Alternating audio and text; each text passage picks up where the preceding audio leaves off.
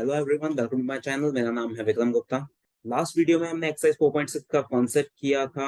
System of linear equations को किस तरह से हम मैट्रिसेस और डिटर्मिनेंट्स का यूज करके सॉल्व करते हैं। उसके हमने कुछ एग्जांपल्स भी किए थे और हमने सिर्फ ऐसे क्वेश्चंस किए थे जिसमें हमें वेरिएबल्स की वैल्यू मिल सकती है। सिर्फ यूनिक सोल्यूशन वाले क्वेश्चंस किए थे हमने। अब आज के वीडियो में हम अलग अलग केसेस देखेंगे कि कौन से क्वेश्चंस में सॉल्यूशंस एग्जिस्ट नहीं करते या फिर हम सॉल्यूशन नहीं निकाल पाएंगे। अगर आपने चैनल को सब्सक्राइब नहीं किया है तो प्लीज पहले सब्सक्राइब कर लें। चलिए स्टार्ट करते हैं आज का वीडियो।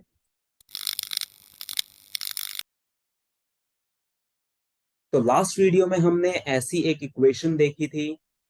एक्स मैट्रिक्स निकालने के लिए हम A inverse into B find करते हैं।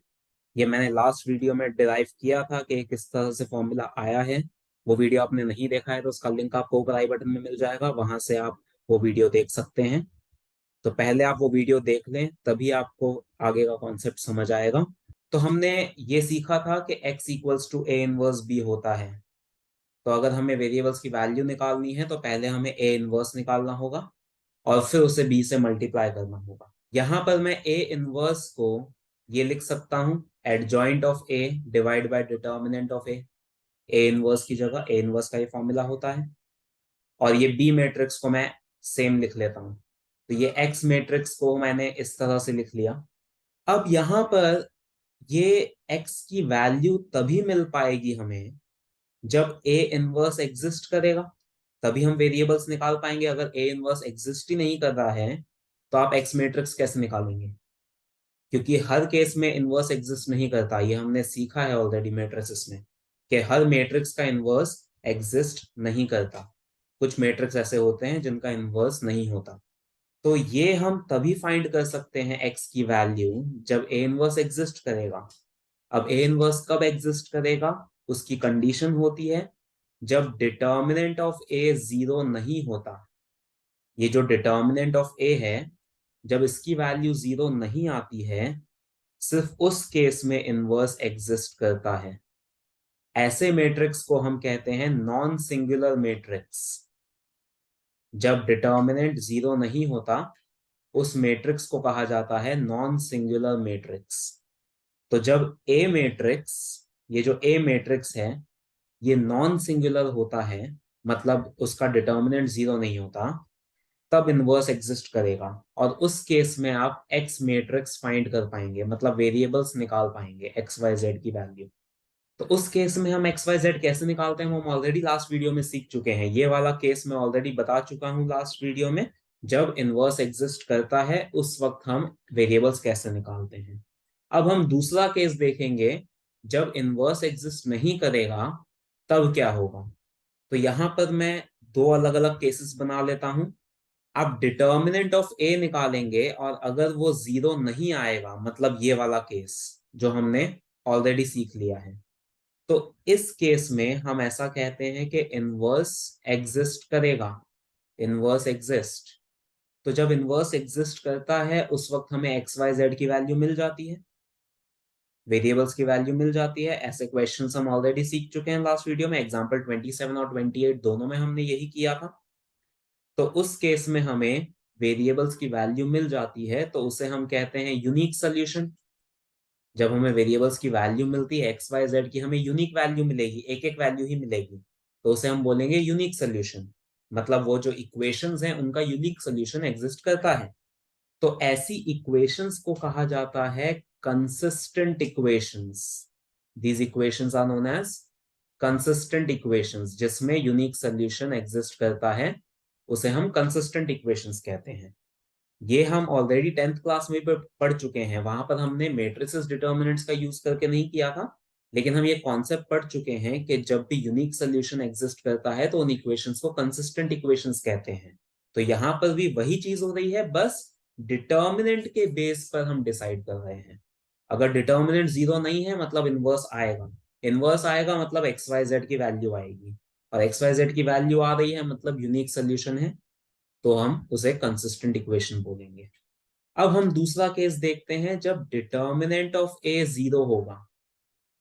अगर हमारा ये जो डिटर्मिनेंट है ये जीरो आ रहा है, मतलब उस केस में इनवर्स नहीं निकल सकता, क्योंकि आप देख सकते हैं डिनोमिनेटर जीरो हो रहा है, डिनोमिनेटर जीरो हो जाएगा तो आप इनवर्स की वैल्यू कैसे निकालेंगे, क्योंकि सारे एलिमेंट्स नॉट डिफाइंड हो जाएंगे जीरो से डिवाइड करने पर।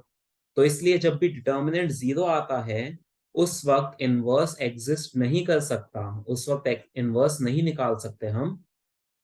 उसका लॉजिक यही है क्योंकि डिनोमिनेटर जीरो हो जाएगा।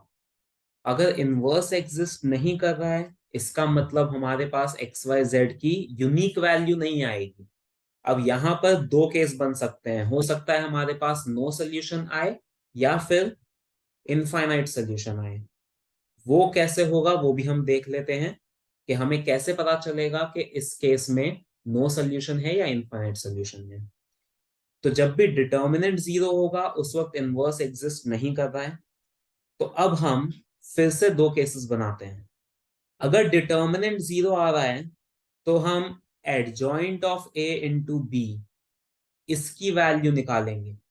एडजॉइंट ऑफ ए तो निकाला जा सकता है, वो तो डिपेंड ही नहीं करता डिटर्मिनेंट पे।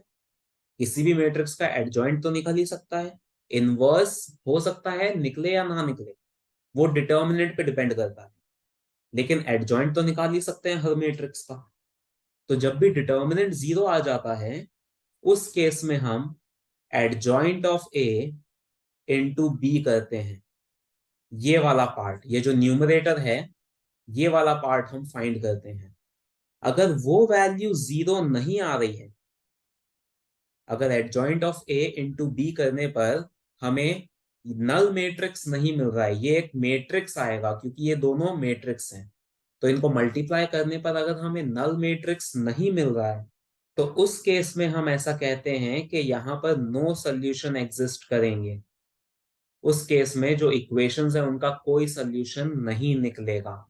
मतलब जिसे हम पैरेलल लाइंस कहते थे 10th क्लास में, पैरेलल लाइंस में कोई सोल्यूशन नहीं निकलता था, तो बस वही यहाँ पर हो रहा है। अगर adjoint of A into B zero आ रहा है मतलब वो पैरेलल लाइंस वाला केस है, इसलिए उसमें कोई सोल्यूशन नहीं निकलेगा। ऐसा इसलिए हो रहा है बिकॉज न्यूमरेटर की वैल्यू नॉट जीरो आ रही है और डिनोमिनेटर की वैल्यू जीरो आ रही है। तो नॉन जीरो वैल्यू को जीरो से डिवाइड करेंगे तो नॉट डिफाइंड आएगा, इसलिए एक्स वाई जेड की हमें कोई वैल्यू नहीं मिल रही है, कोई वैल्यू डिफाइंड नहीं हो रही है। तो इस वजह से जब भी हमारा adjoint of A into B zero नहीं आता तो हम कहते हैं नो सोल्यूशन। और जब कोई सोल्यूशन एग्जिस्ट नहीं करता है इक्वेशंस का तो उसे हम इनकंसिस्टेंट इक्वेशंस कहते हैं, उन्हें कहा जाता है इनकंसिस्टेंट इक्वेशंस। तो ये हमारा दूसरा केस हो गया।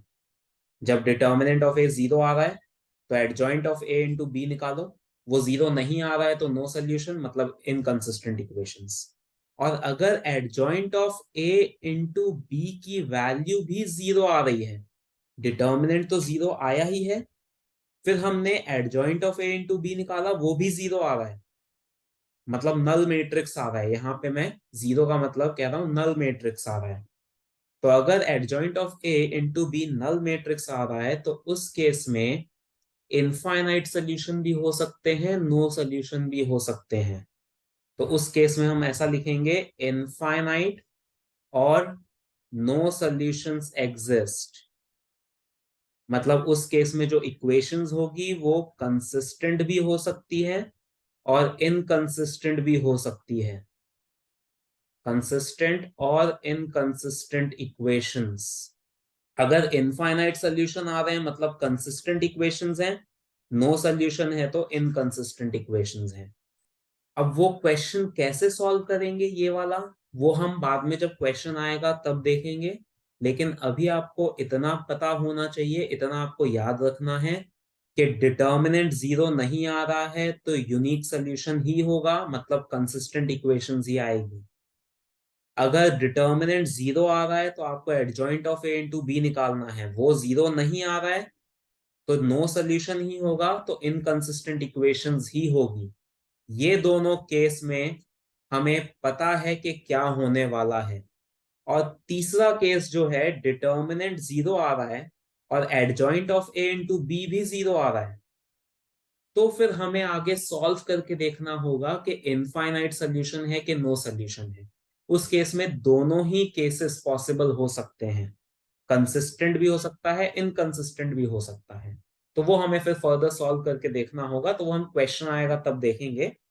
अभी आपको ये सारे केसेस याद करने हैं, ये सब पता होना चाहिए, तो आप डिटरमाइन कर सकते हैं कि कौन से केस में यूनिक सोल्यूशन आएगा, किस में नहीं आएगा, कौन सी इक्वेशन में कंसिस्टेंट इक्वेशंस होगी और कौन सी इनकंसिस्टेंट होगी। तो ये सारे केसेस आप नोट कर लें, ये बहुत इंपॉर्टेंट कॉन्सेप्ट है। अब हम एक एग्जाम्पल जो बाकी है 4.6 से पहले का, एग्जाम्पल नंबर 29 वो कर लेते हैं। उसमें ये कॉन्सेप्ट यूज नहीं आएगा, उसमें हम वर्ड प्रॉब्लम सॉल्व करेंगे, वर्ड प्रॉब्लम से हम इक्वेशंस बनाएंगे और फिर हम देखेंगे किस तरह से सॉल्व करना है। तो हम एग्जाम्पल 29 पे जाते हैं। अब एग्जाम्पल नंबर 29 में तीन नंबर्स की बात हो रही है, जो तीन नंबर्स हमें फाइंड करने हैं। तो सबसे पहले हम उन्हें अज्यूम कर लेते हैं, एक्स वाई और जेड। तो सबसे पहले हम लिखेंगे let the three numbers be x y and z. तो अब हम सबसे पहले इक्वेशंस बनाते हैं एक्स वाई जेड के टर्म्स में, जो हमें क्वेश्चन में स्टेटमेंट दिए हैं, उन स्टेटमेंट्स का यूज करके। सबसे पहला स्टेटमेंट हमें दिया है the sum of three numbers is six. Sum of three numbers is six, मतलब इन तीनों का सम सिक्स दिया है, तो x plus y plus z equals to six. ये हमारी फर्स्ट इक्वेशन आ गई। नेक्स्ट स्टेटमेंट में हमें ये दिया है if we multiply the third number by three. अगर हम थर्ड नंबर को मतलब z को 3 से मल्टीप्लाई करते हैं, 3z, and add second number two it, और इसमें हम सेकेंड नंबर मतलब y को ऐड करते हैं, y plus 3z, we get 11। तो इससे हमें 11 मिलेगा। तो इस इक्वेशन में x वेरिएबल नहीं है, तो उससे कोई फर्क नहीं पड़ता। x वेरिएबल नहीं है मतलब उसका कोएफिशिएंट हम जीरो ले लेंगे, 0x ले लेंगे। तो ये हो गई सेकेंड इक्वेशन। और फिर एक और स्टेटमेंट हमें दिया है by adding first and third number. First और थर्ड नंबर को अगर ऐड किया जाए x plus z, we get double of the second number. इससे हमें सेकेंड नंबर मतलब y का डबल मिल रहा है, 2y। तो अब 2y को शिफ्ट कर देते हैं हम लेफ्ट साइड पे, तो x minus 2y plus z equals to zero. ये है हमारी थर्ड इक्वेशन। तो अब तीनों इक्वेशंस आ गई है। अब हम इसे एग्जांपल नंबर 28 की तरह सॉल्व कर लेंगे। तो सबसे पहले हम कोएफिशिएंट का मैट्रिक्स बनाते हैं। सेकेंड इक्वेशन में x वेरिएबल नहीं है, तो मैं 0x लिख लेता हूं एक बार। तो कोएफिशिएंट में सबसे पहले x का कोएफिशिएंट लिखेंगे फर्स्ट कॉलम में, विच इज 1, 0 एंड 1। फिर सेकेंड कॉलम में y का कोएफिशिएंट आता है, तो दैट इज 1, 1 एंड माइनस 2। और थर्ड कॉलम में z का कोएफिशिएंट आता है, विच इज 1, 3 एंड 1। तो ये हमने कोएफिशिएंट का मैट्रिक्स बना लिया। सेकेंड मैट्रिक्स हम लेते हैं जिसमें एक्स वाई जेड लिखा जाता है, और राइट साइड पे हम मैट्रिक्स ले लेंगे जिसमें हम कांस्टेंट टर्म्स लिखेंगे, 6, 11 एंड 0। तो अब ये वाला जो मैट्रिक्स है, कोएफिशिएंट वाला मैट्रिक्स, उसे हम ए कहते हैं। इस मैट्रिक्स को हम एक्स कहते हैं, और राइट साइड पे जो मैट्रिक्स है उसको हम बी ले लेते हैं।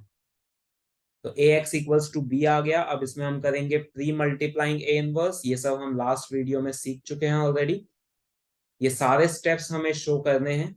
ए इनवर्स दोनों तरफ हमने मल्टीप्लाई किया, तो ये इक्वेशन ऐसी हो जाएगी। यहां पर हो जाएगा आई इंटू एक्स, तो ये आ गया x equals to A inverse into B. अब इनवर्स के लिए हमें डिटर्मिनेंट चाहिए होता है, और डिटर्मिनेंट अगर जीरो नहीं आएगा तभी इनवर्स एग्जिस्ट करेगा।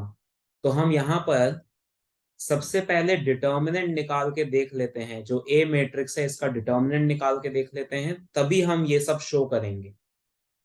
अगर डिटर्मिनेंट ही जीरो आ गया तो फिर हम ये सब शो ही नहीं करेंगे, क्योंकि उस केस में तो यूनिक सोल्यूशन आएगा ही नहीं। इसलिए सबसे पहले हम डिटर्मिनेंट निकाल के देखेंगे, फिर अगर वो जीरो नहीं आता है तो हम ये सब कुछ शो करेंगे, अदरवाइज उसकी कोई नीड नहीं है। तो हम इसका डिटर्मिनेंट निकालते हैं। मैं इसको फर्स्ट कॉलम से एक्सपांड कर रहा हूं। तो 1 के साथ आएगा 1 प्लस 6, सेकेंड टर्म तो जीरो हो जाएगा, और थर्ड टर्म 1 के साथ आएगा 3 माइनस 1। तो ये हो जाएगा 7 प्लस 2। तो ये आ रहा है 9, तो determinant is 9 which is not 0, इसलिए हम ये पूरा प्रोसेस कर सकते हैं। तो अब हम इनवर्स निकाल सकते हैं, यहाँ पे इनवर्स एग्जिस्ट करेगा क्योंकि डिटर्मिनेंट 0 नहीं आ रहा है।